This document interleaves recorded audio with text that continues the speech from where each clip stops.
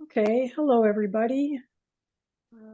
We're excited for our speaker tonight. He's going to be talking in a timely way about autism, ADHD, AûDHD, anxiety. I know that's something we've all been wrestling with over the last weeks. They've asked that we hold our questions until a brief Q&A at the end. I'll come in probably at the end of the presentation to remind people how to raise their hands with the button function and so forth.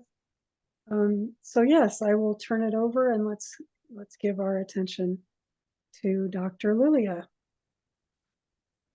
Hi. Okay, so this is a presentation on autistic anxiety from my framework Autistic that you can read about more on the website. The framework is essentially a backronym or mnemonic, however you call it, and it talks about 8 core traits that appear to be far more prevalent in neurodivergent people than in people who do not have neurodivergent profiles. And the very first module in the program is autistic, is anxious. So autistic is anxious, and we're talking about neurodivergent anxiety. What we're going to talk about, we're going to briefly cover what's the difference between anxiety and fear, why do we want to talk about anxiety, and specifically the effect that anxiety has on our lives. Then we are going to mention the 3 drivers of neurodivergent anxiety. And for the rest of the time, we'll talk about the ways to cope with and ways to recognize the anxiety in neurodivergent people, because it does show differently compared to others. So just going to, yeah, sorry about that. I am going to put the background on because otherwise I get distracted by what is behind me. Okay, so first of all, it's what is anxiety? And this is a quote from Rolla May's book, The Meaning of Anxiety, which is over 60 years old now. But I love this definition of anxiety that he proposed. It's the apprehension cued off by a threat to some value, which the individual holds essential to his existence as a self. So what he essentially means is anxiety is the feeling arising in us when we are experiencing a fundamental existential threat. And it does not have to be the threat to our physical existence only. It encompasses any threat to our wholeness, to our intactness in terms of psychic, emotional, and physical selves as well. And if you think about it this way, the relationship between anxiety and fear becomes pretty clear. And in a way, if you think about autism, how a large number of autistic researchers and autistic thought leaders perceive it as a sort of evolutionary advantage that helped our ancestors to survive. In the same way, fear also is associated with evolutionary advantage, because fear alerts us to threats in the environment. Fear activates the fight, flight, freeze reaction. And the earlier we register the potential threats, the more appropriately we can respond to them. And if it's a predator, we can run away from it. If it's a person who is threatening our physical integrity, we could either run away or fight, etc., etc. And therefore, fear is adaptive and carries evolutionary advantage. However, anxiety is essentially an heir to fear, because anxiety has many links with fear as an emotion. It has evolutionary links, it has anatomical links, it's also processed in a part of brain called amygdala. It is psychologically similar to fear, and it is regulated using the same physiological and biochemical cascades, and using the same neurotransmitters, same hormones.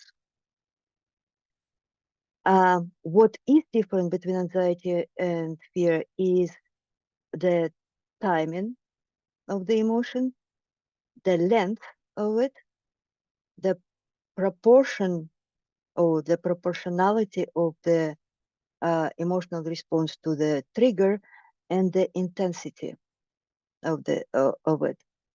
So when these four things go awry, this is when we begin talking more about anxiety rather than the fear. In terms of timing, what I mean is, with fear, you either carry the information in your brain or about, say, poisonous spiders.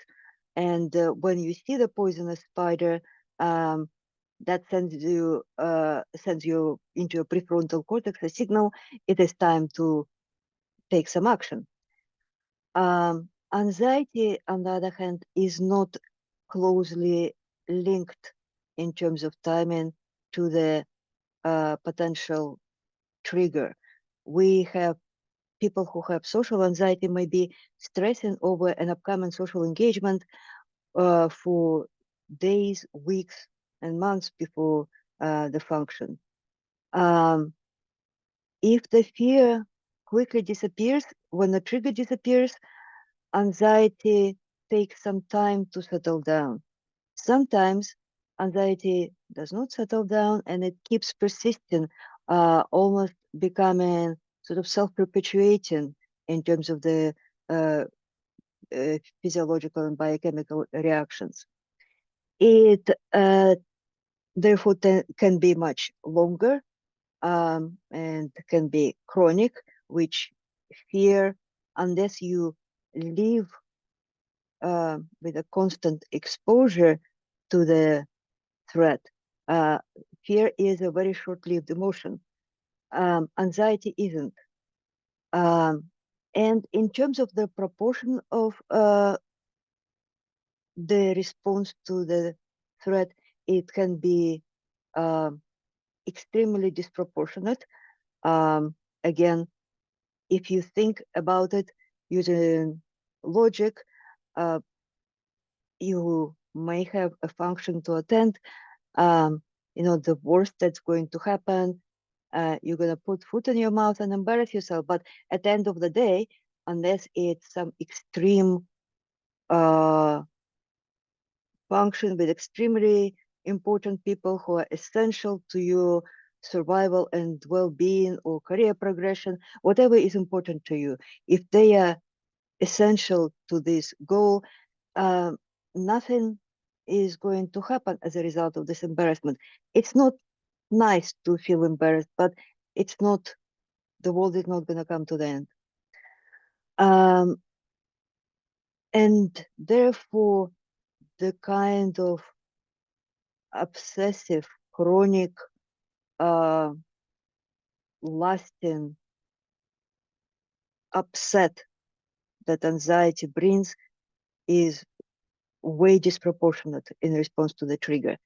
In the same way, if you think about, say, generalized anxiety, or what we used to call free-floating anxiety, it doesn't have a trigger. It can literally attach itself to anything. When I had generalized anxiety, I would be open to being anxious about anything. Like there was an earthquake and a crack developed in one of the walls of the house that we just bought a year previous to that.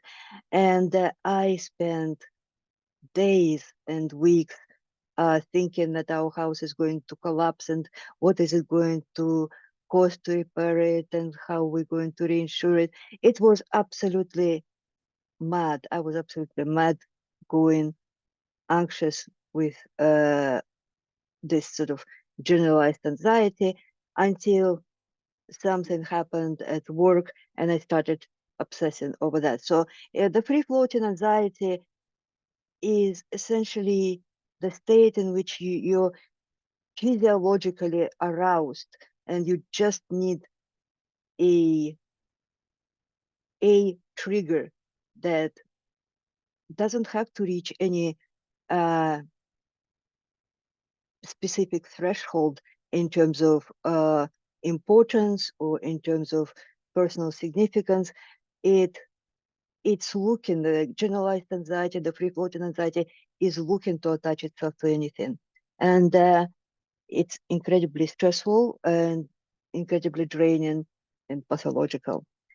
And intensity, as I already covered, it's such an intense experience that it cannot be explained away by the trigger or by the circumstances that we are concerned about.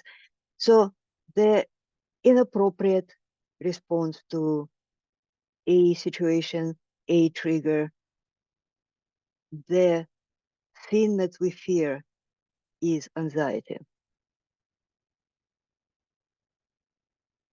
And as such, it is maladaptive because we know that stress leads to multiple health problems. The anxiety can precipitate mood disorder, uh, the physical health problems. There is long-lasting consequences in terms of the potentially employment, potentially your social engagements, and your role in the community, your relationships. So in many ways it is maladaptive, and importantly also the very role that fear is supposed to play, which is protecting your integrity as an individual. When you are constantly aroused, when you are constantly anxious, you are not able to do so. You may miss the important trigger. You may not be able to respond to it appropriately. Instead of fleeing or fighting, you may freeze, even though under different circumstances, were you not anxious, you would have responded in an appropriate way. So it's countermanding the adaptive function of fear. Again, Rollo May's quote, in its full-blown intensity, anxiety is the most painful emotion to which human animal is heir. These two quotes made me cry when I read them for the first time. So why do we begin with anxiety? What's important to mention the three things: the prevalence of anxiety and neurodivergence, the effects of it on quality of life, and the biopsychosocial consequences. The prevalence is a number of number of people with a certain condition in the population. That's a kind of simplified explanation of prevalence. And if you compare the number of people suffering with anxiety among neurodivergent and neurotypical people, or neurodivergent people and community as a whole, you know, the general numbers, it's staggering, because the number is exceeding, one number is exceeding another by a factor of, from factor of 2 to factor of 9. So what is anxiety prevalence in a general population? It's about between 8 and 12%, or 10 and 12%. However, if you compare it to the prevalence of anxiety in neurodivergent population, there is no consensus number. Some studies quote the numbers to be as low as 20, which is still twice as high as it is in the prevalence of anxiety in the population as a whole. The highest number I was able to find was 90%. And based on my own clinical experience, I think 90% to be, it's mind-blowing, but it appears to be much closer to the true number than 20%, because I literally haven't met a neurodivergent individual that at some point had not struggled, and most often continues to struggle with anxiety that is very maladaptive and has significant effect on their life. And in children and young people, the numbers are slightly lower or higher, again, depending which number you take, but it seems that at least 4 out of 10 of autistic kids and 1 out of 4 of kids with ADHD have anxiety that has significant effect on their quality of life. And if I were to speculate, I think the remainder are simply not able to verbalize their emotions because of some issues that we're going to mention. Well, I'm going to skip this. It affects our quality of life. An autistic adult who is 55 was one of my clients, and was very high-flying, highly intelligent, multiple talented individual. He told me anxiety turned my life into living hell. You can think about quality of life as just making your life hard to live and making it much less fulfilling and less satisfying than it could otherwise have been. And this is how Temple Grandin describes it in her book, when in her autobiography. And you can also think about it using special tools and special definitions. So quality of life is an individual's perception of their position in life in the context of the culture and in the context of the value systems in which they live, and in relation to their goals, expectations, standards, and concerns, which is essentially the same thing that I had just said, but using academic language. The Shackleton, the Shalaks and the Verdugo quality of life conceptual network basically identifies 3 large domains and 8 subdomains that fall into these three large domains. The domains are social participation, independence, and well-being. So these are the three significant characteristics of life that can be affected. And when they are affected by a health or health-related problem, we're talking about health-related quality of life. And this is what we're going to talk about in terms of anxiety. The subdomains are in social participation, we talk about social rights, interpersonal relationships, and social inclusion. If you talk about anxiety, it affects all three of them. You are not able to claim your rights because as a companion to anxiety, you frequently have low self-esteem going along with it. It affects interpersonal relationships because you don't socialize. It stops you from socializing, it stops you from expressing yourself, and that can lead to resentment and problems in the relationships. And you feel not included socially and essentially isolated and suffering in your own living hell, in the words of my client. You don't feel that you're able to take control of your life. So here we're talking about the self-determination. And, you cannot work on your personal development when you are constantly in a fight, flight, freeze mode.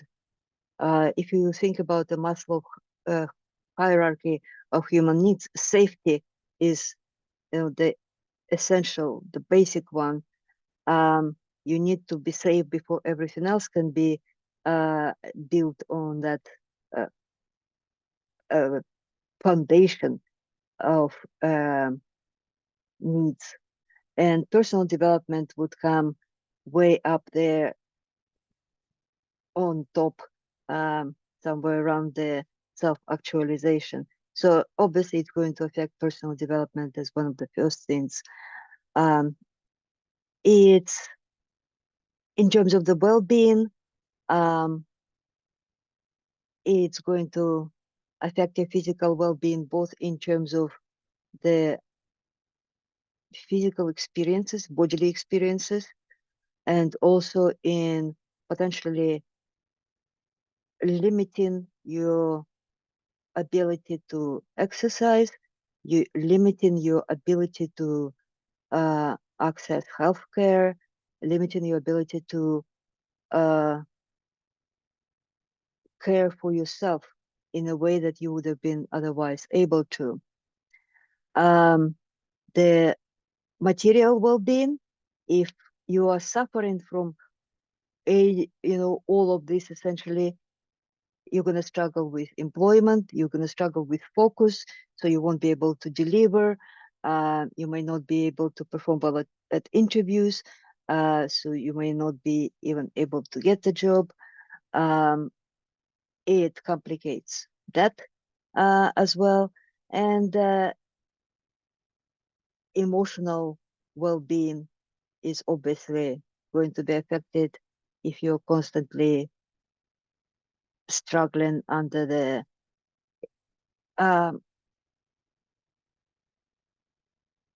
excess of cortisol and adrenaline in your system. There's going to be a very limited range of emotions, and most of them are going to be negative.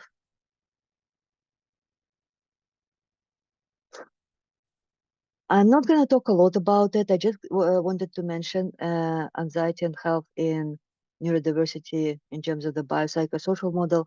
The reason why I wanted to mention it is because I am getting very tired of seeing the ever persistent social versus medical models of health and disability. I don't understand how people keep splitting it, and it seems that I post from time to time on LinkedIn, and everybody says, "Oh yeah, that makes total sense." And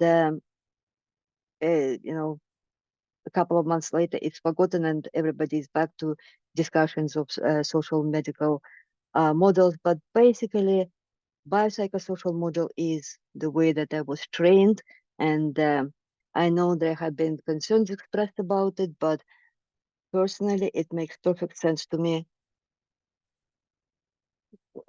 And I don't think it minimizes the psychosocial component. In fact, I think without it, as medics, we definitely would have paid far more attention to the physical aspect or biological aspect. And I know some people still don't pay any attention, but we would have paid even less attention to the psychosocial aspects. But here you can see that, you know, for example, I already mentioned how anxiety might affect your emotional well-being and your physical well-being, your personal development. And here is a nice little illustration how the three domains interact with each other, and how some of them overlap, some of them are some of the items, some of the qualities or aspects which are covered by the domains overlap. Some of them don't. For example, you know, self-esteem is clearly psychological. Coping skills is more of a psychological. But interpersonal relationships clearly goes into the psychosocial, as does grief and trauma. Response to reward and emotions is on the border of biological and psychological, and diet and lifestyle or effect of drugs is between social and biological. And I think when we assess the influence of anxiety on a person's quality of life, this little model is indispensable because it illustrates very clearly, if you stop for a moment and think about the components of each domain, how our body, mind, and our social self, how they're all interlinked, and how all these characteristics are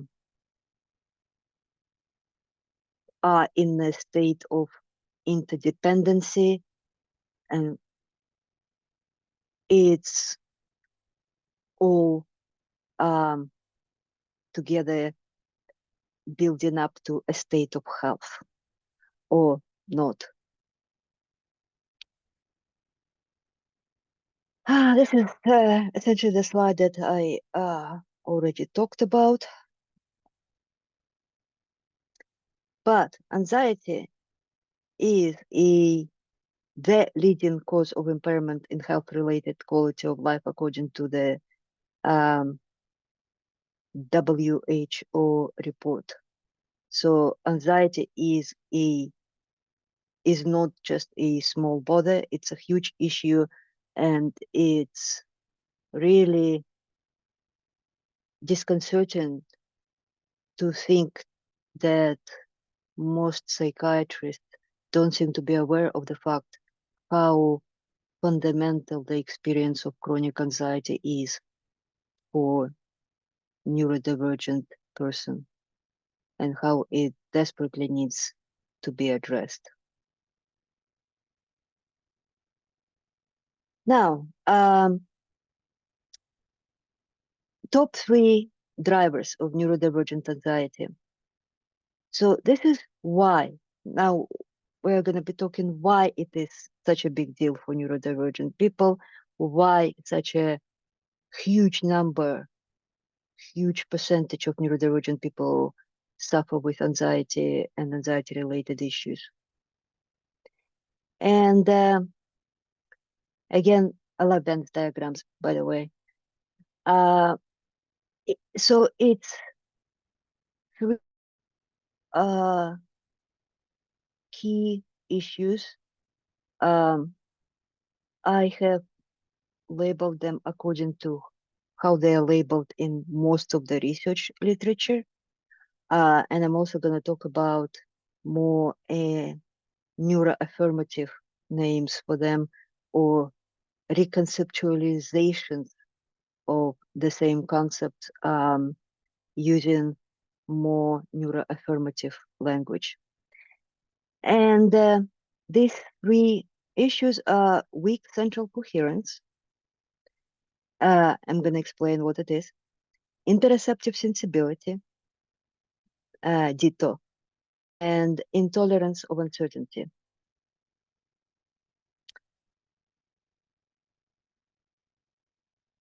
If you interoceptive sensibility, even I was a bit confused when I first read this word. That okay, why is it sensibility? Why is it not sensitivity?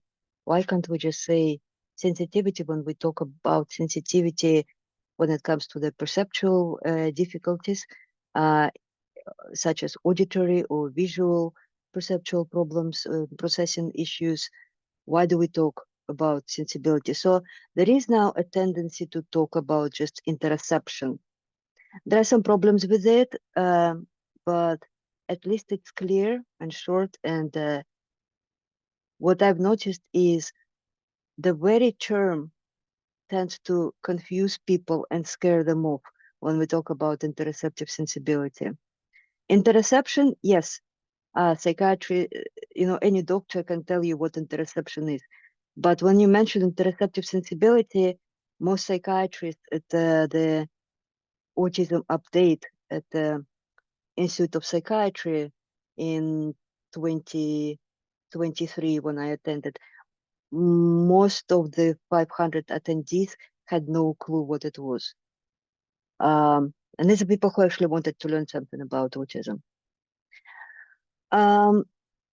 We can relabel intolerance of uncertainty as need for predictability, which is normalizing it, and also making it a bit less scary sounding. And weak central coherence can be reconceptualized as detail-oriented cognitive style, which suddenly becomes very much self-explanatory. So first of all, let's talk about interoception or interoceptive sensibility. One of the reasons why it's not called interoception is because there are essentially two components of it. It's interoceptive awareness, that's one component, and interoceptive accuracy is the second component. Interoceptive, what is interoception? Interoception is the ability to perceive your bodily signals. And what we can talk about here primarily applies to our internal organs. For example, the heartbeating, the breathing, the gut motility. When people are talking about feeling butterflies in their gut, I knew what it was, because whenever I encountered anything in the books that I didn't understand, I would always go to the dictionary and find out, starting with my native tongue, which is Russian. So immediately when I found a similar idiom in Russian, I went and found out what it means. It means that you felt anxious, that you felt sort of, uncertain, nervous. But being, a child of 5 or 6, I never questioned why people were talking about butterflies in their guts. I mean, okay, fine. It's just, I took it as an item of faith. And only as an adult, it occurred to me that actually some people experience this sort of fluttering sensation in their gut. So increased or decreased peristalsis when they experience anxiety. Well, I've never felt butterflies in my guts, and I'm an extremely anxious person in a grand scheme of things. And that goes to the lack of interoceptive awareness. Now, in terms of interoceptive accuracy, it is more of not whether you perceive it or not, but do you perceive it accurately? And this is, to give you an example, there is a test, which one of the tests that measures interoceptive sensibility is counting your own heartbeat, but not obviously not putting your hand on your pulse and counting it this way, but just sitting there and listening to your body. Are you able to count your heartbeat? And some people can feel their heartbeat, some people can't. This is awareness. But some people who can feel it still are not able to count it accurately. So this goes to the interoceptive accuracy.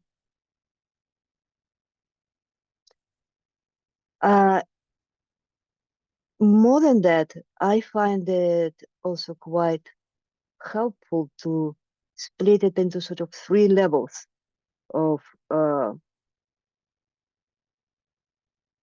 perception according to what need is served and what level of interoceptive signals are being perceived. So the most basic level, it is, physiological needs. Can you feel hungry? Can you feel thirsty? Do you know when you need to go to the toilet, whether to empty your bowels or to urinate? And the problem is some autistic people have very low level of awareness at this level. So they don't feel hunger. They don't feel thirst.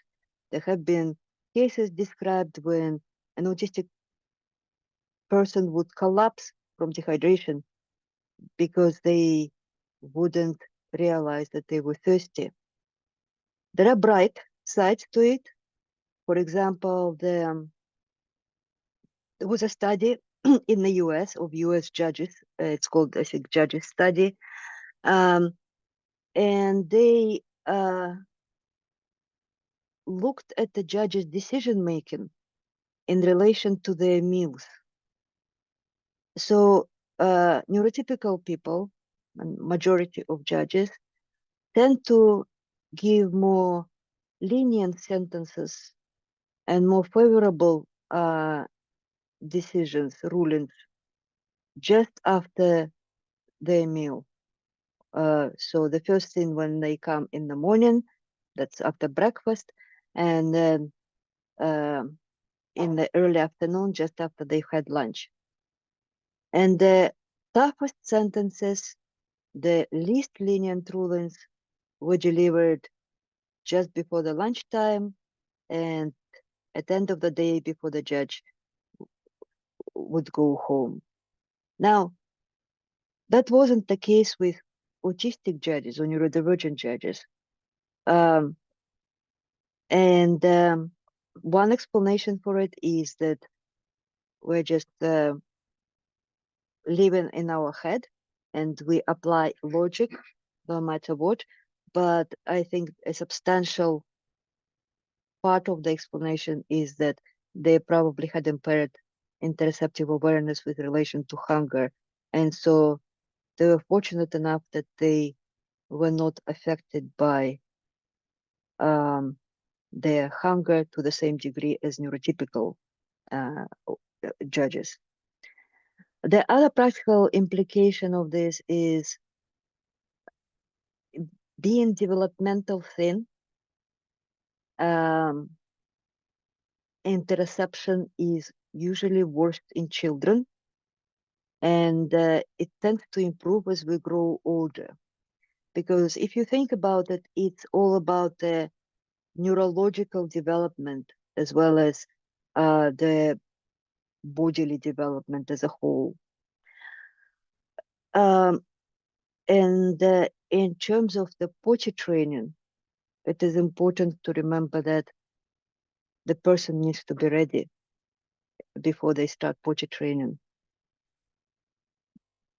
And if they're not ready, it's going to be a lot of stress, a lot of anxiety, and essentially the process is going to be delayed much worse than if the parents just waited a little bit before for the child to mature a little bit before they started pushing on with it.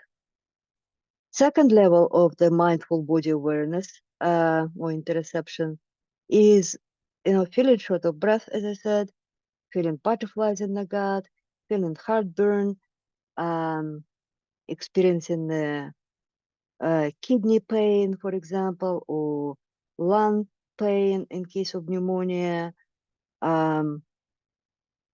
experiencing the heartburn, feeling lightheaded or dizzy when your blood pressure is low, or when you are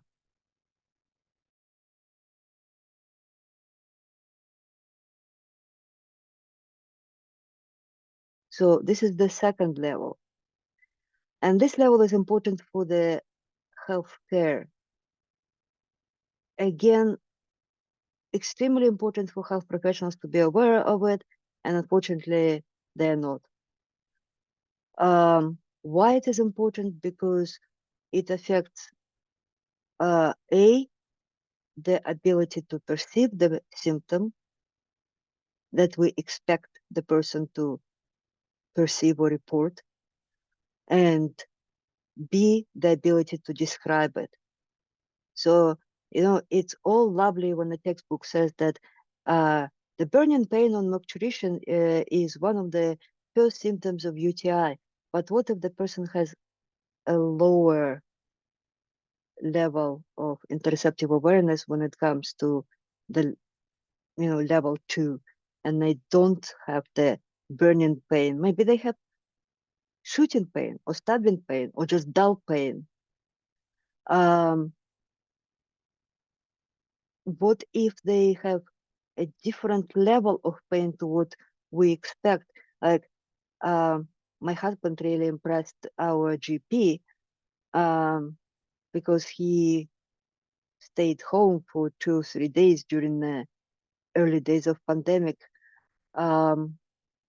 with a kidney stone pain. The GP was incredulous. He couldn't believe that he was just able to tolerate it. I mean, he wasn't happy, but considering the fact that it's described as the worst pain available to a man, I think, yes, it was impressive. Or we may not be able to report pain accurately when we are being examined. I had to train my husband to actually grimace when the GP palpates him, instead of maintaining the flat stoical expression on the face like he feels nothing. I know that he experiences the symptom, but the GP wasn't getting the picture.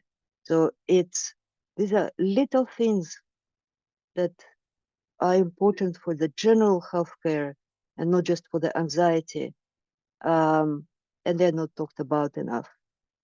And finally, level 3 is overlap with alexithymia, which is inability to describe to attach the name to our emotions. So we may experience the feeling, but we may not be aware that this is us feeling angry or us feeling happy or anxious, etc. Again, an interesting example. One of the problems that I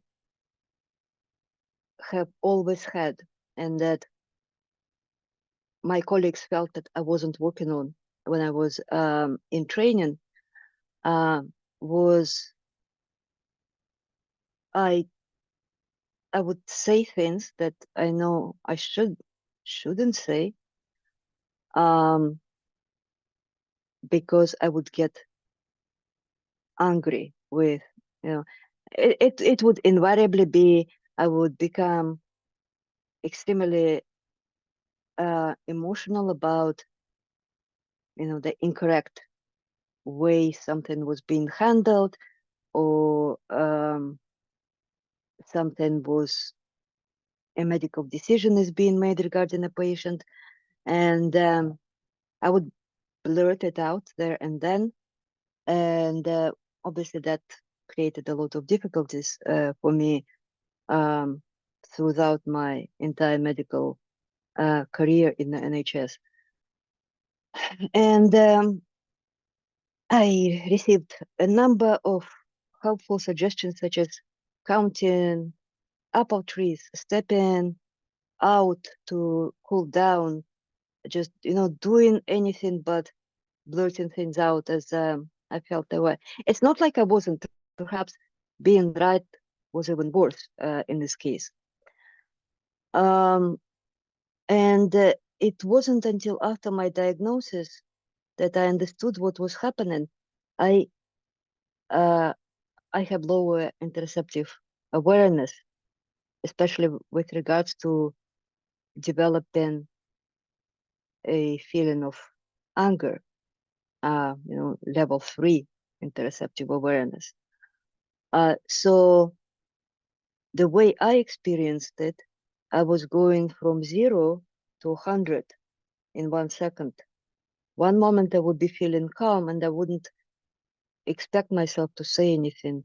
And next moment, I would be saying things and regretting saying things as I was saying them, but still unable to stop. So I never have had this window in which people step out, or they start counting to 10, or counting apple trees, or whatever. And as I started working with autistic clients, I found it's actually pretty common. And the only workaround with this is to introspection and analysis. What kind of situations can potentially end up in this experience? And then just not getting engaged in these situations if it's something extremely important, that we don't do that. Because for us, counting to 10 or stepping out is impossible. We have to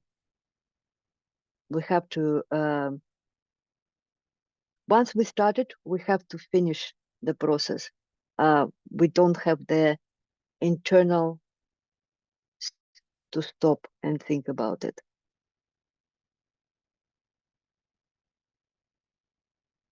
So this is just the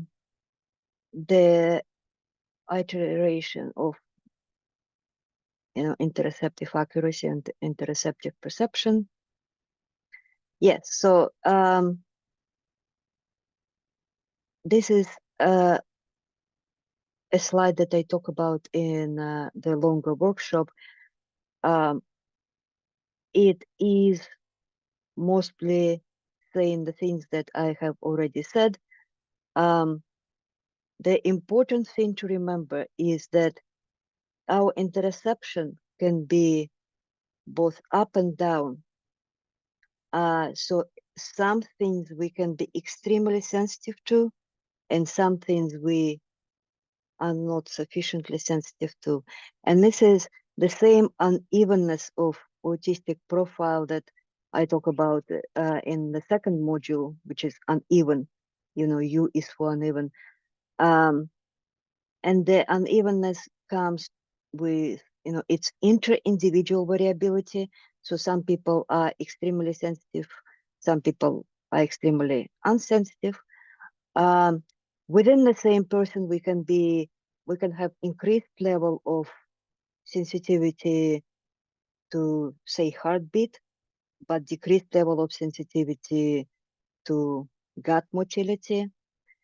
And the age of mastery, the age at which we will develop sufficient physiological maturity, biological maturity, is going to vary both between individuals and for different levels of interoception and for different regions of interoception within the same individual. The length of time that it's going to take us to achieve the task once we start practicing it, again, can be different between two neurodivergent and within the same neurodivergent for different tasks. And the ease of achieving this mastery varies tremendously. Interoception is also essential for the sense of embodiment that people often lose when they're in autistic burnout. It's quite disturbing and discombobulating experience, but they don't feel attached to their physical body, and it's hard to imagine. But if you have been in autistic burnout, you probably know what I'm talking about. I have been there, and it's incredibly stressful. Okay, that was for interoception. Now, detail-oriented cognitive style or weak central coherence. What we're talking about here is the ability of the brain to pull things together, to synthesize things in order to present our prefrontal cortex, frontal cortex with a coherent picture of the world. And what I mean by pulling things together, it means bringing the signals from every possible source, which includes memory, which includes both episodic and semantic memory. It includes all the perceptual experience, and it is heavily reliant on the type of experience that we are describing, and also on the surrounding circumstances and on the level of stress that we're under.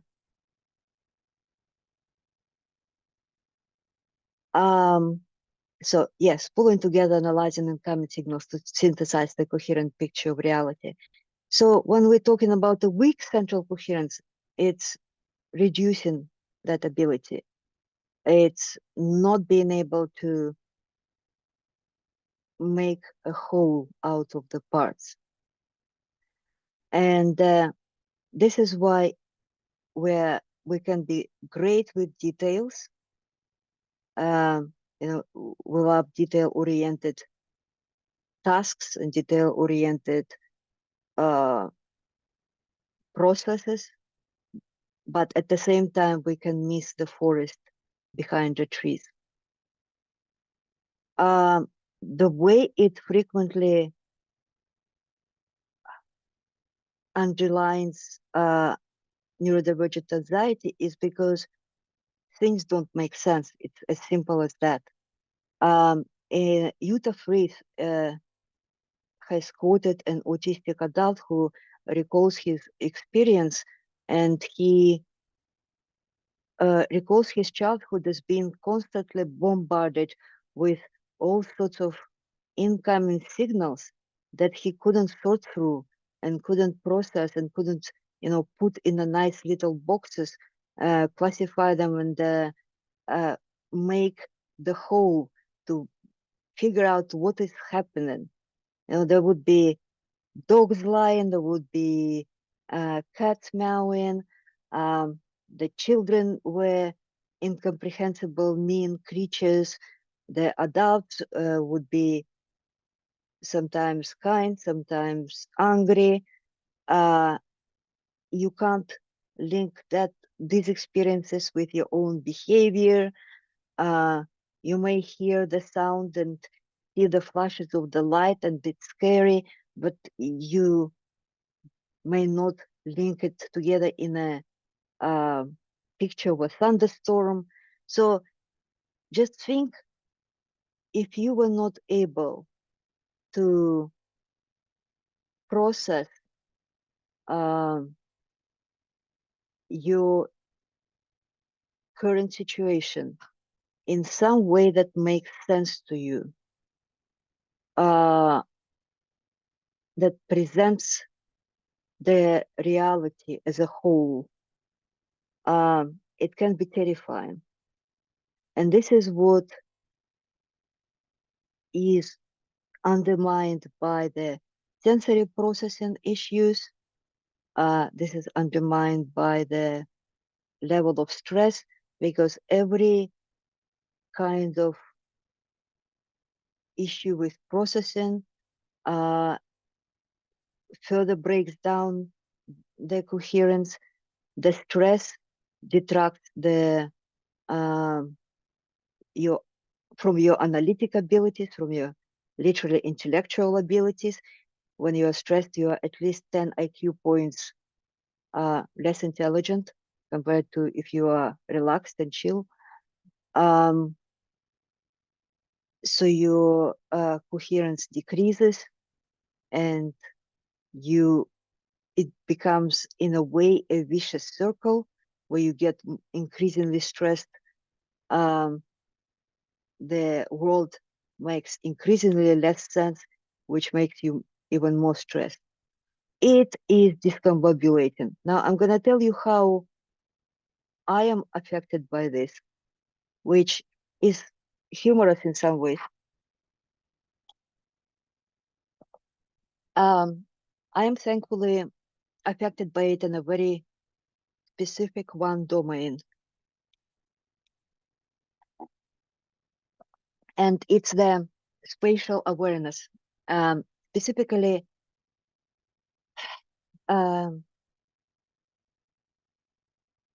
being able to find my way to places. I've lived in Oxford for over 20 years now. And, I have been around by car, by bus, on foot, on bike. Oxford city center is relatively small, and especially when Pokemon Go was new, I would join my kids on the raids with another group of people. So I have been all around Oxford, but I cannot, I cannot for $1 million to give you directions or find the way without some kind of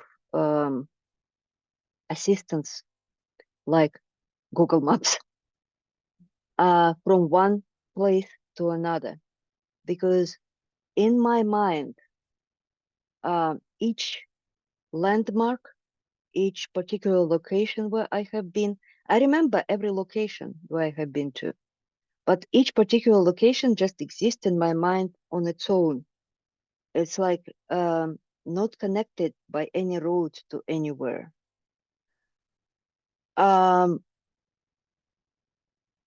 You can ask me how to get, from Bodleian Library to Natural History museums, and if I look on a map, I can explain it to you. But I can't remember the road that you go down to, where you turn, how you turn. It's just, I may know roughly where it sits in terms of to the south or to the north, to the west, to the east, but that's all I know. If I go to a new place, I always bring a fully charged phone. I make sure it's fully charged because I had a very unpleasant experience in a city about 20 miles away back in 2016. Oh, yeah, 2016, where I went to the city for one-off visit. And my phone died, and it was a USB-C cable, which just was being introduced as a technology. All my previous cables were micro USB cables, and I couldn't recharge it. I had no USB-C cable on me.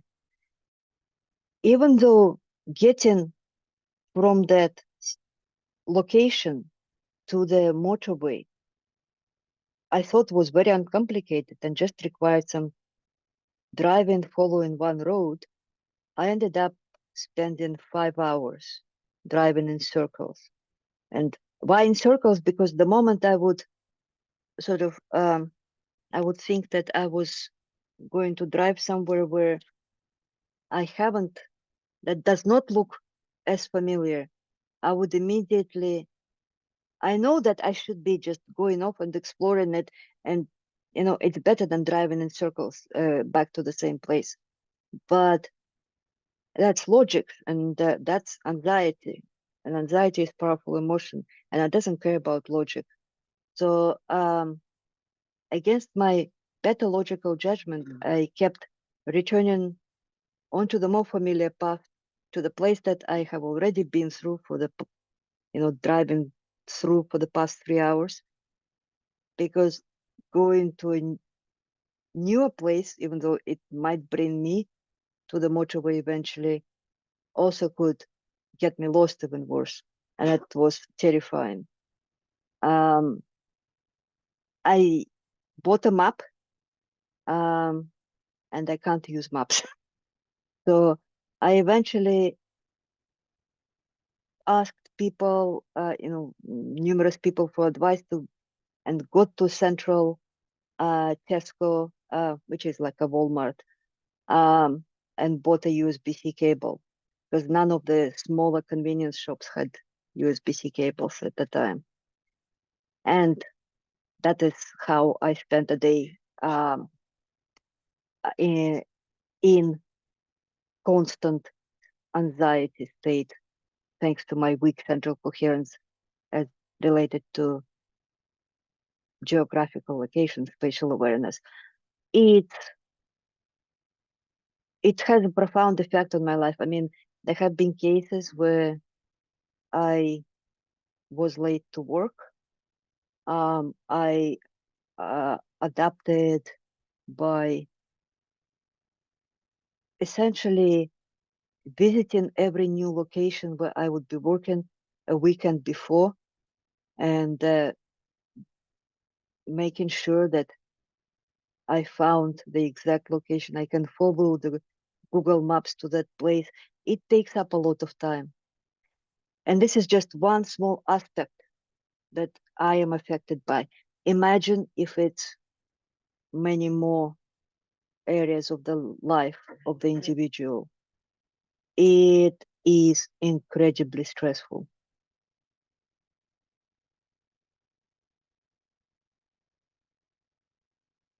And finally, need for predictability. Now, when my son saw the slides, he was like, "Mom, why do you go from 1 to 3 and then go back to 2?" And I was like, well, because 1 and 3 explain 2. They kind of a foundation for 2. He's like, why don't you just relabel them and move them around? It's like, well, but this is how it's in my mind. It lowers my anxiety level, so don't talk to me about it. But yes, it is because of the interoceptive sensibility and weak central coherence that we are not able to cope with uncertainty very well. I mean, uncertainty in general is very stressful, but for us, when the world already doesn't make much sense, when we don't know what's coming next, when we can't rely on our guts, pardon for pun, in terms of giving us reliable information and guiding us in our life, we need stability, we need predictability. It can be called intolerance of uncertainty, it can be called rigidity and inflexibility, but the basic issue is it helps us to feel more in control of our life. And it helps to reduce our uncertainty. So,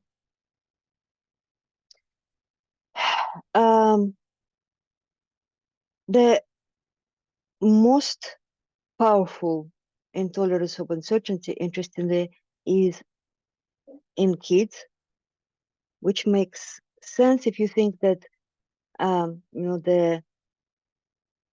our nervous system is least mature, so we haven't reached the optimal level of interoceptive sensibility yet.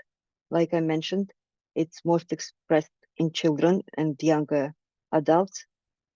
And also we don't have sufficient amount of, we haven't learned much about the world. So we really need the predictability. It compensates for that.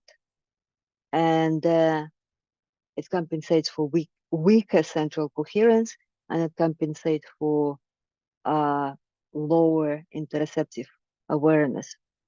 And it's also at the other end of life, at the end of life in the elderly, the way I conceptualize it is because our nervous system begins to deteriorate, the processing issues begin to get worse, the processing speed, there have been reports that processing speed slows down, and the sensory issues increase, interoceptive awareness tends to decrease. So it's essentially the same issues, but it's the loss of function as opposed to not quite having got there yet, as in kids. The need for predictability is increased if we are overwhelmed, if we are stressed in conflict, if our life seems meaningless to us, or if the task that we are doing doesn't seem to make sense to us, if it's meaningless. And stepping out of comfort zone, even if we know it's for our good, it's for growth, it still is stressful. So the more we protect ourselves from the stress, the more we lower the stress by increasing the predictability, the better able we are to cope with the other parts of our lives. And there is a huge difference between, again, between individuals and even within the same individual in different circumstances, in different situations, even dependent on who you are with at the time, which again makes sense. I mean, if you are a kid and you trust your parents, your need for predictability may be less than compared to the time when you are alone or with adults you do not trust quite as much.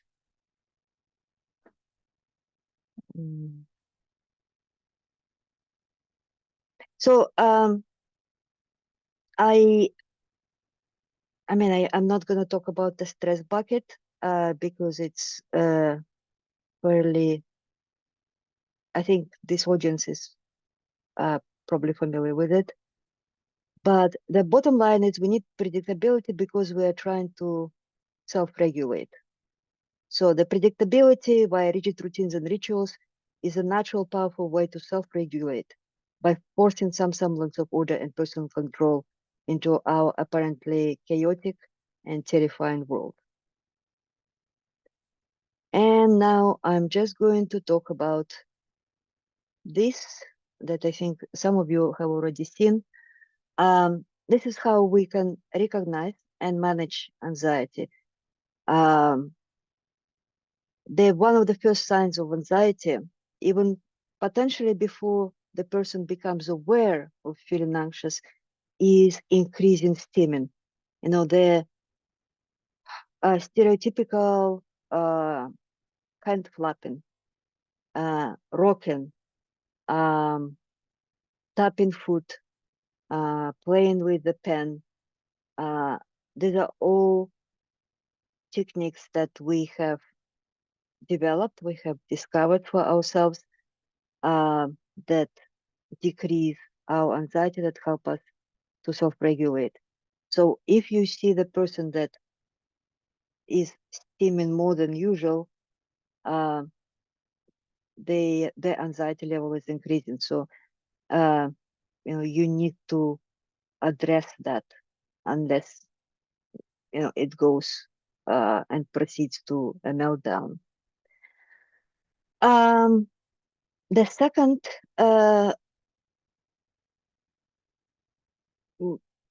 second way to self-regulate is to repeatedly do the favorite activity.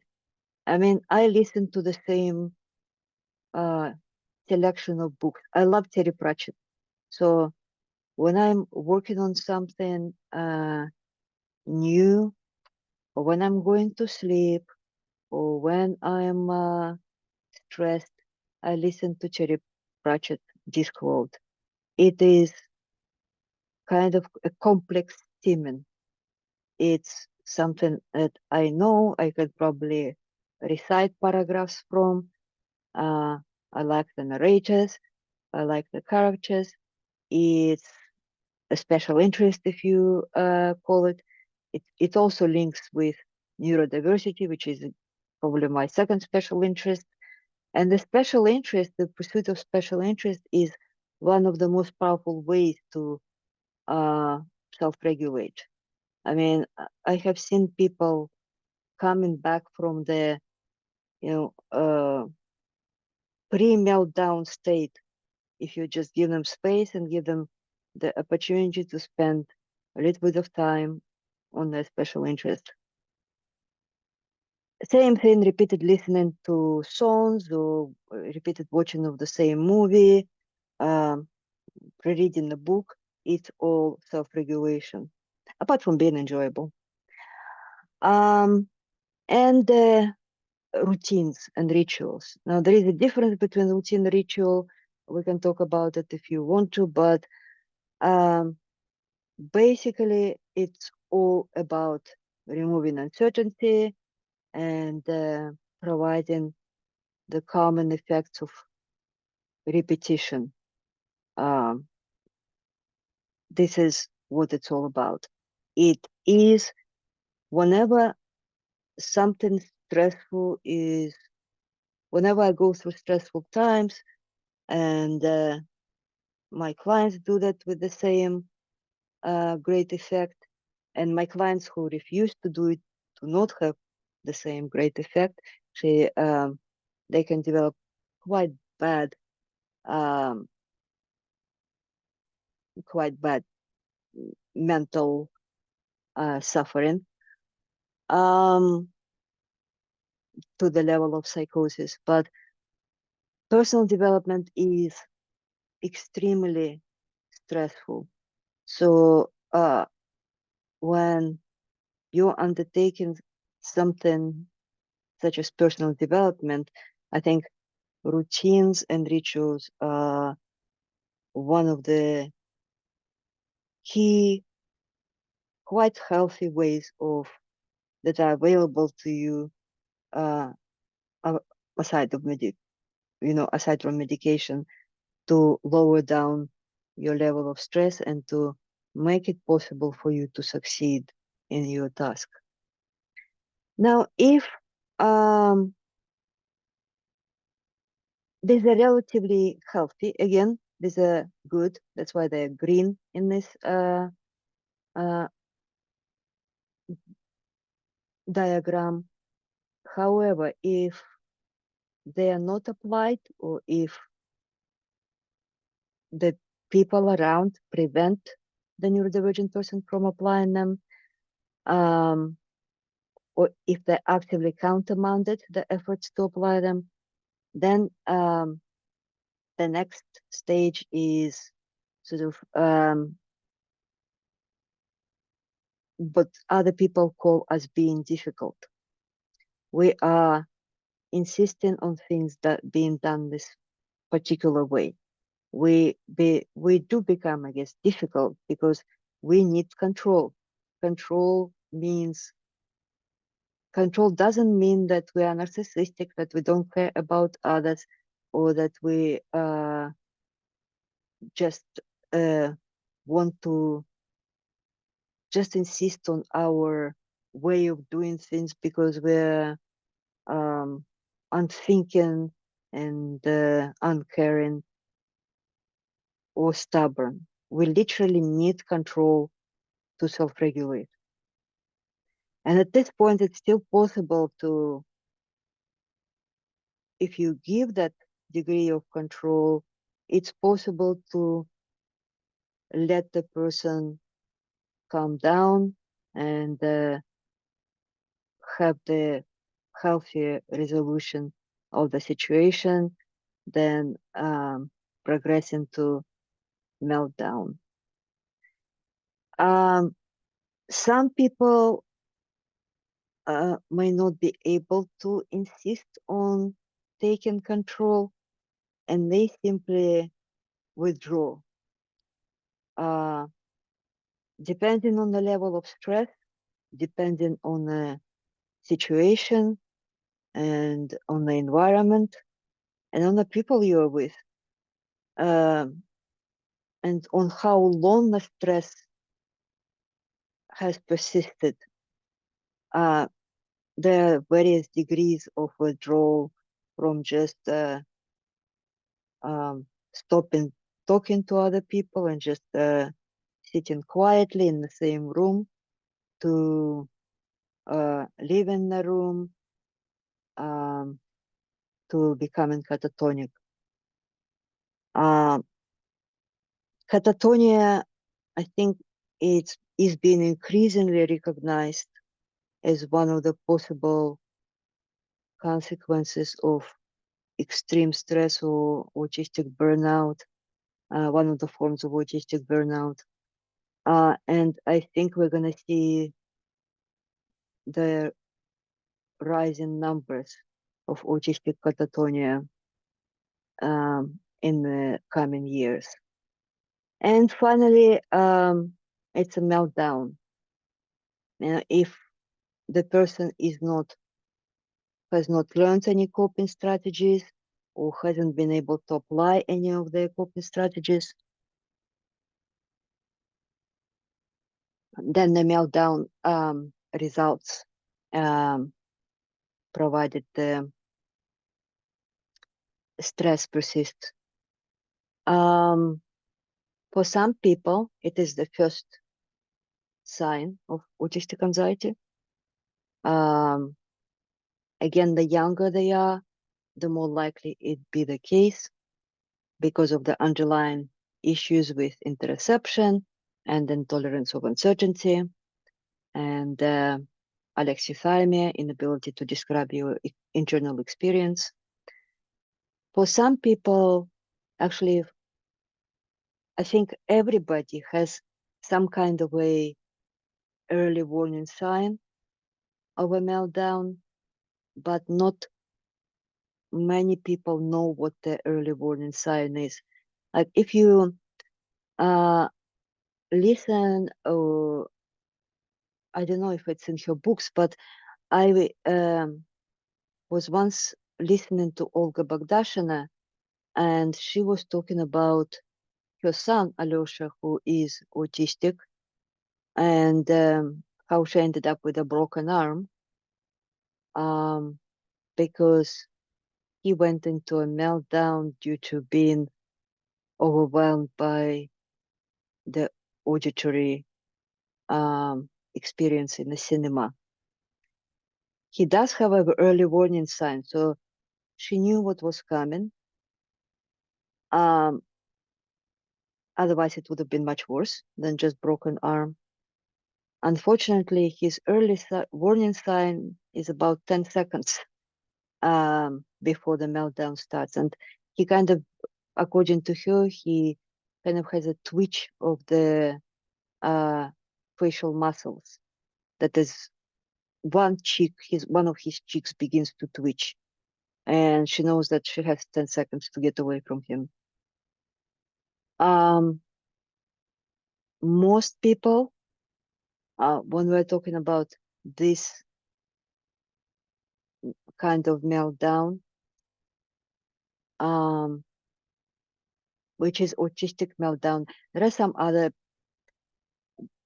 a debate right now whether this is the only kind of autistic meltdown that's possible.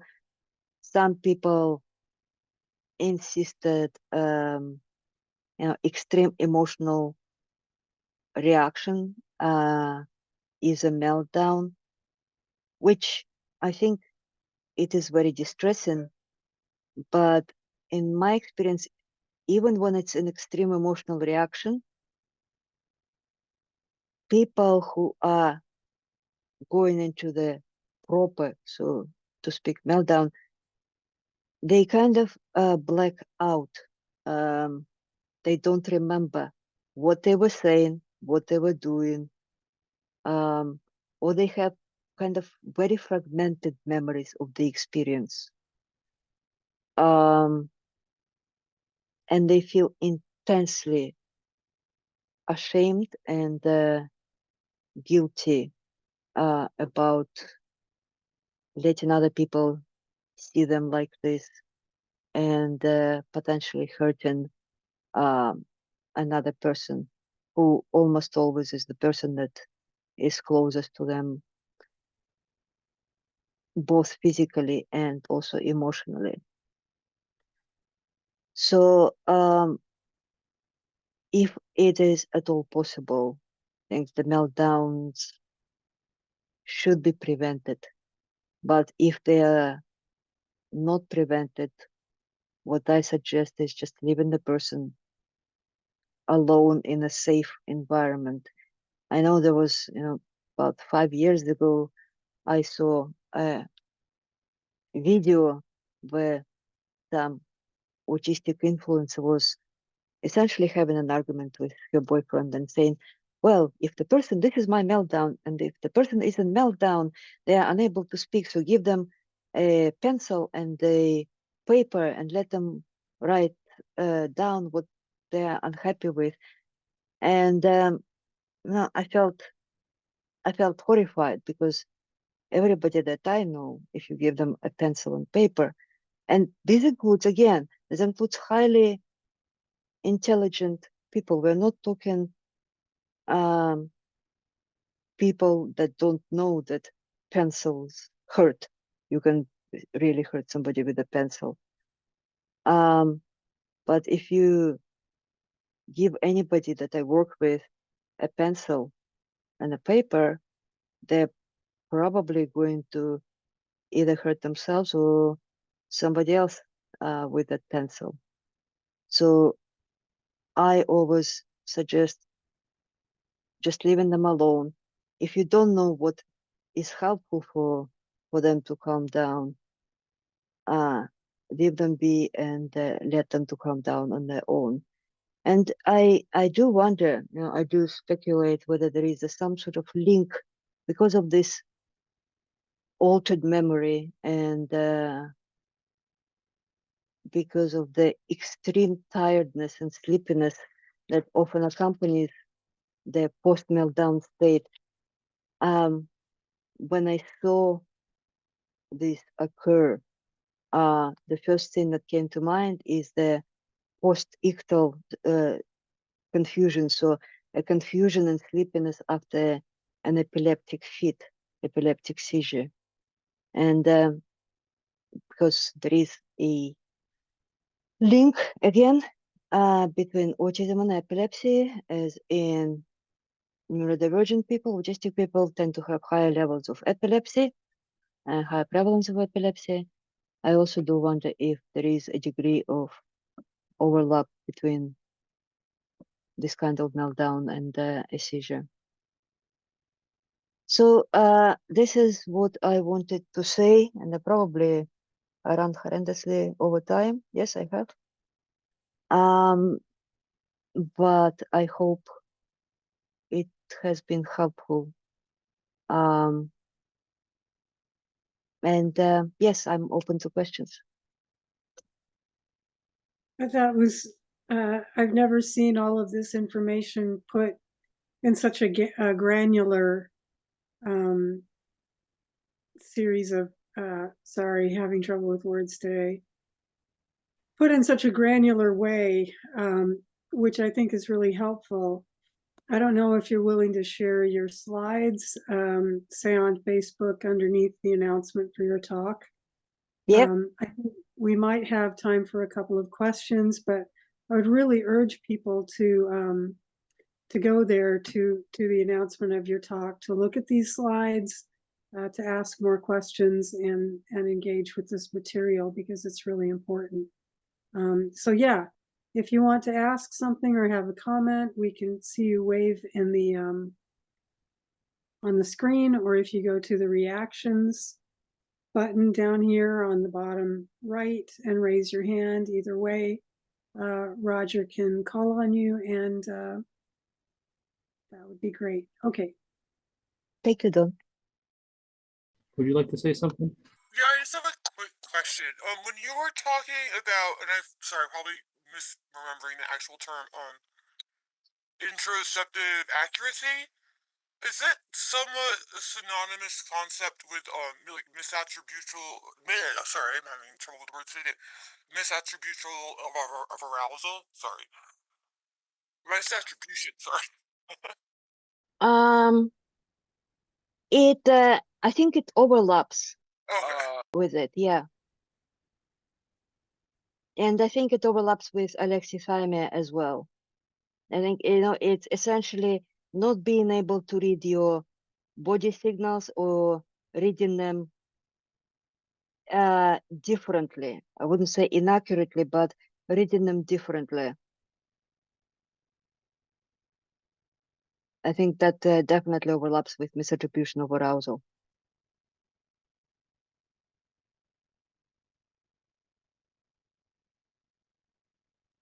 Somebody else raised hand?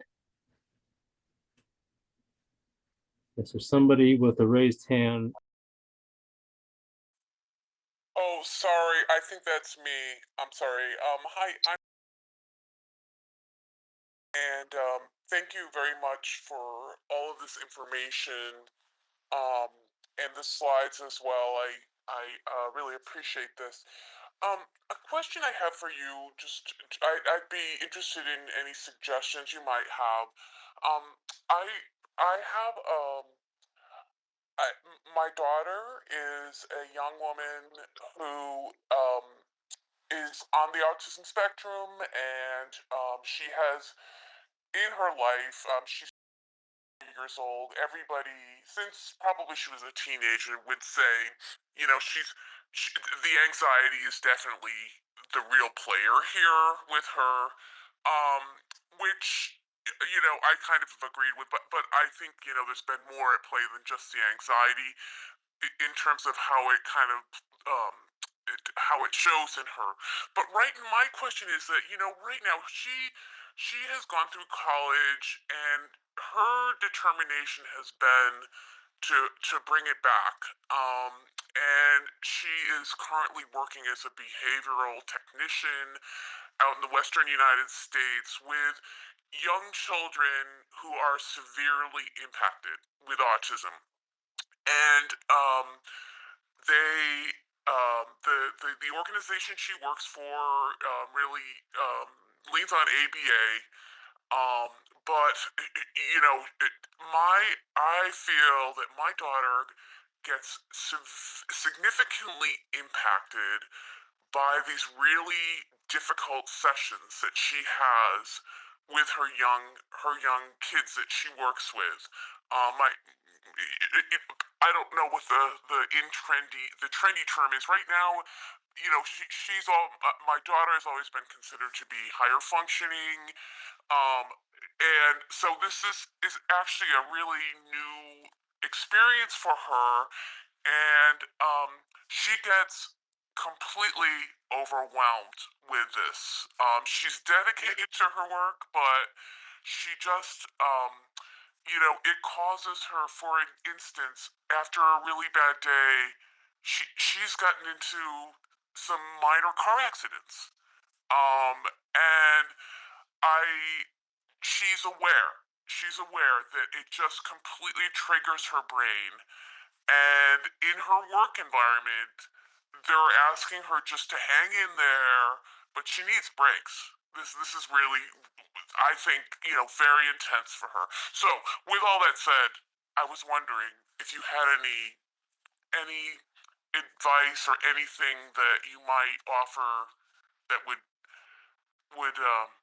be helpful.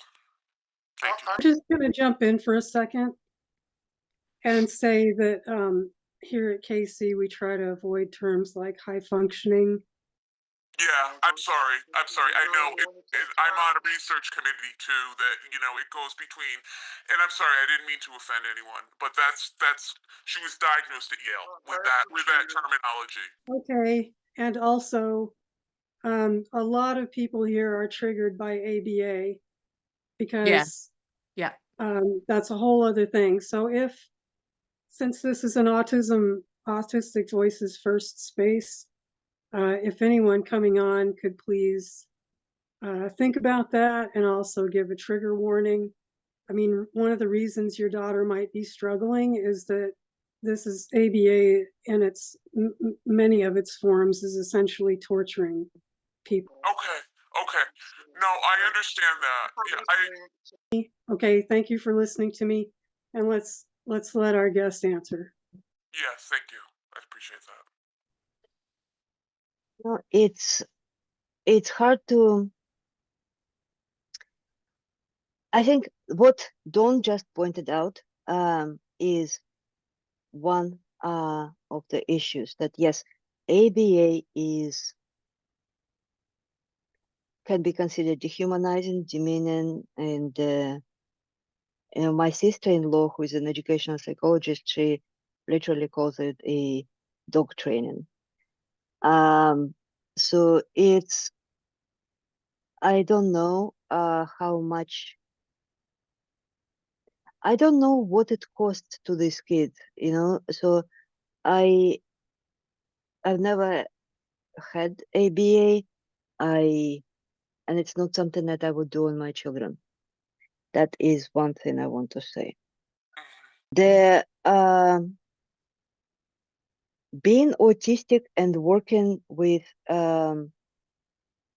autistic kids using a ABA model, I would have found it incredibly stressful, just before on a purely emotional level and identifying with the kids rather than with my colleagues. And I had a similar experience, I guess, when I was working on the eating disorders unit inpatient with my history of anorexia, and I heard the kind of views expressed there, that it would have been better if this patient died. They are just a drain on health service.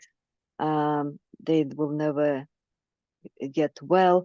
And admittedly, some of them were chronic patients, but I think saying something like this for a healthcare professional was just, to me, it was traumatizing.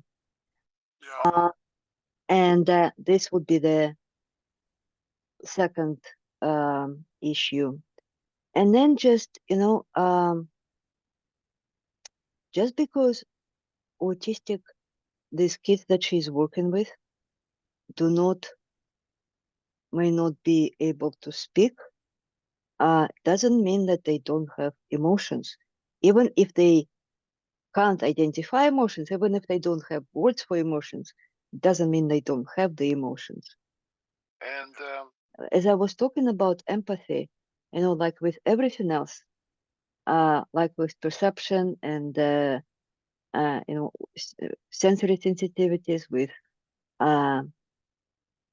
other sensitivities, our empathic sensitivity sort of tends to be either significantly high or significantly low. And I know several autistic psychiatrists who have lower empathic sensitivity, and they make great forensic psychiatrists who wouldn't be able to work well if they had not had the level of sensitivity. And on the other hand, I have an extreme sensitivity to other people's emotions that I actually discovered first when I started training in psychiatry, and I realized that I was experiencing what the patient in front of me was experiencing. So there are fancy terms that we have for this, like transference and counter-transference of emotions, but the point of it is your daughter is daily exposed to extremely strong, unmodulated emotions of and they tend to be also, as autistic people, we tend to be quite intense.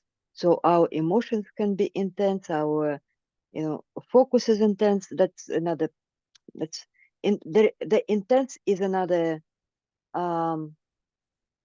module on my full course, but these autistic kids have unmodulated intense emotions that they project onto your daughter, and she sort of accepts them if she has high empathic ability, but she doesn't know what to do with it, because as a psychiatrist I spent 6 years training to work with my personal boundaries, emotional boundaries, and how to recognize what is mine and what is coming from the patient, and how to handle it all. I had personal therapy specifically for that purpose. But your daughter is just like, she's like psychological virgin in that sense.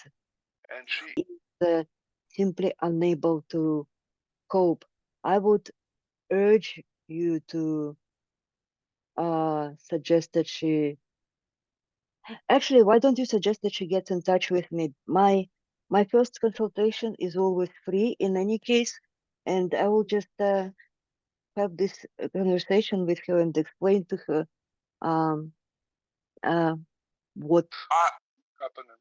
I would love that, and I think she would get a lot of out of that.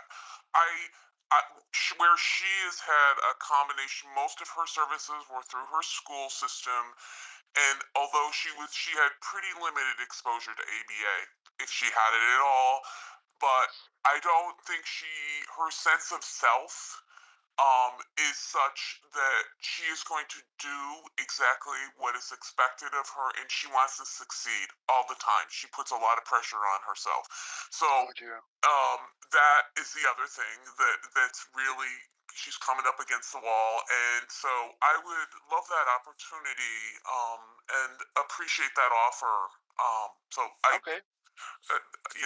whatever I need to do to follow up, I think she would appreciate it too. All right. Thank you very much. You're welcome. Has had their hand up for quite a while. Oh, thank Okay. you. Last question then.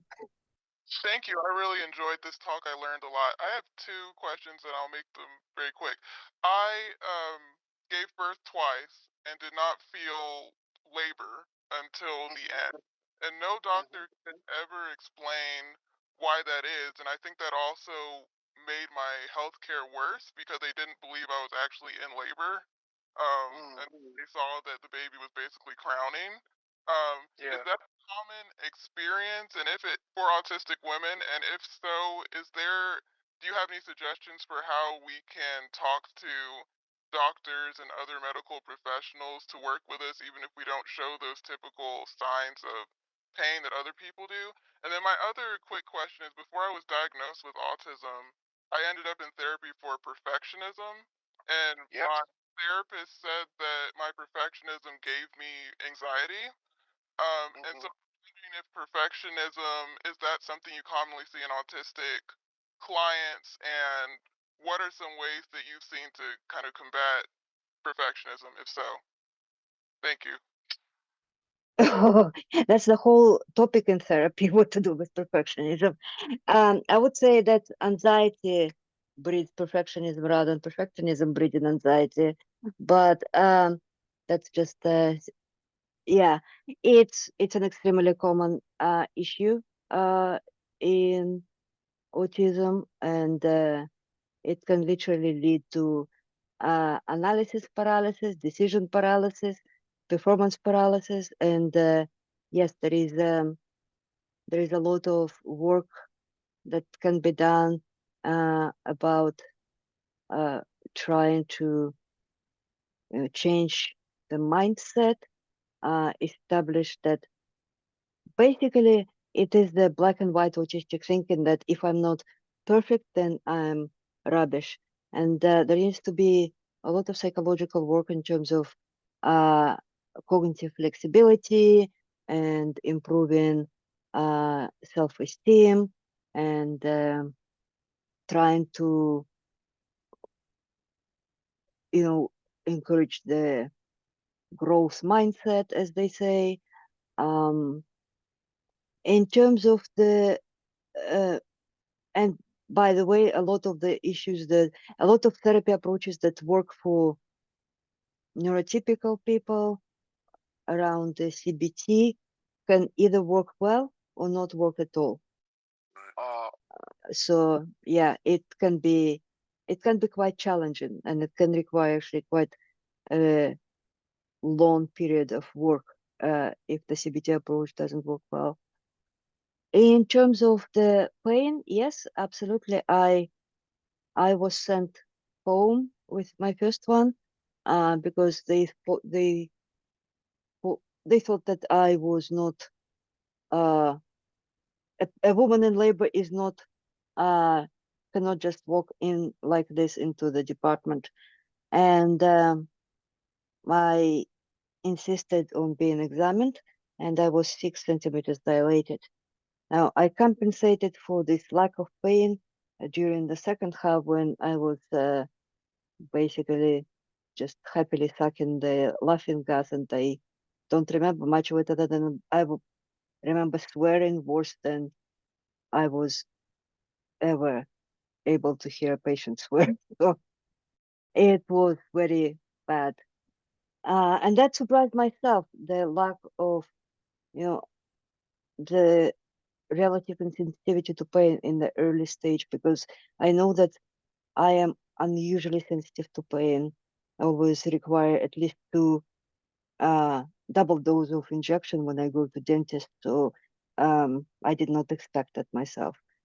What can you do? The only thing you can do is to know your rights and insist on your rights. And your right as a patient is, you know, to express your opinion and to, if one doctor refuses to examine you, request second opinion. And I think there is a lot of work to be done in terms of educating healthcare professionals. And this is what I'm hoping for. The beauty of autistic framework is that it is systematic, and it presents an outline, a scaffolding onto which you can put on whatever learning scenarios that you need. So, for example, when I was delivering the training to a hospital, just to a small group of doctors that were training to be mentors to younger neurodivergent doctors, I put in scenarios with common issues that neurodivergent trainees come across, neurodivergent residents, physicians. But if I educate obstetricians and gynecologists, I would put in scenarios with obstetric and gynecological patients in. So the same sort of lesson, the same basic unit can be illustrated with different scenarios, and it's very systematic and it's very compact, and it actually leads to understanding, because that's the one feedback that I consistently receive, is that a lot of previous training in neurodiversity people attended just left them with lots of information that just felt very divorced from everything else and unconnected, and it's like an unrelated bunch of facts that don't make a body of knowledge. And this is why I tried very hard to make my framework actually making sense in terms of delivering a body of knowledge that can help a person start developing understanding of our point of view, and not simply give them recipes for following in a particular scenario, which most of the neurodiversity training is about, unfortunately. Thank you so much. This was really deeply informative, and I actually put up a little announcement today to remind people that you were coming on. That might be the very Thank you. best place to put your slides and commentary of the participants, because it's very like it's just been up there today, so it'll come up for people really quickly. And yes, again, I appreciate you so much, and thank you for a wonderful session, Lilia. All right. Thank you. Thank you. See everyone next time. Thank you for coming.